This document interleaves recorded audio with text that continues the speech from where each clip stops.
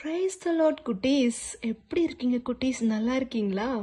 இன்னைக்கு ஒரு ஸ்டோரி படிக்கலாமா குட்டீஸ்? நம்ம பைபிளில் ஓல்டு டெஸ்டாமெண்ட்டில் ஜோனான்னு ஒருத்தங்க இருந்தாங்களாம் குட்டீஸ். யோனா தாத்தா, அவங்கள பற்றி தான் பார்க்க போகிறோம் குட்டீஸ். காட் சொன்னாங்களா ஜோனா கிட்ட, நீங்கள் நினிவேக்கு போங்கன்னு சொன்னாங்களாம் குட்டீஸ்.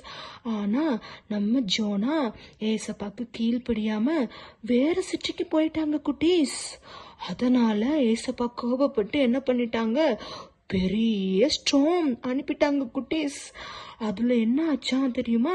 ஒரு பெரிய ஃபிஷ் வந்து ஒரு நடு கடல்ல ஒரு சீல ஃபிஷ் வந்து என்ன ஆயிடுச்சு, நம்ம ஜோனாவை விழுங்கிடுச்சு குட்டீஸ். ஆனா ஏசப்பா ரொம்ப நல்லவங்கள குட்டீஸ். 3 days கழிச்சு ஃபிஷ் என்ன பண்ணிடுச்சா, நம்ம ஜோனாவை வாமிட் பண்ணிடுச்சான் குட்டீஸ், வெளியே தள்ளிடுச்சான்.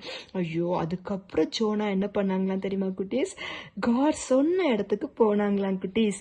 ஸோ இந்த ஸ்டோரி மூலமா நம்ம என்ன கத்துக்கிட்டோம் குட்டீஸ்? ஏசப்பா நம்ம கிட்ட என்ன சொல்றாங்களோ அதை பண்ணிடணும் குட்டீஸ். தேங்க்யூ குட்டீஸ். காட் பிளஸ் யூ குட்டீஸ்.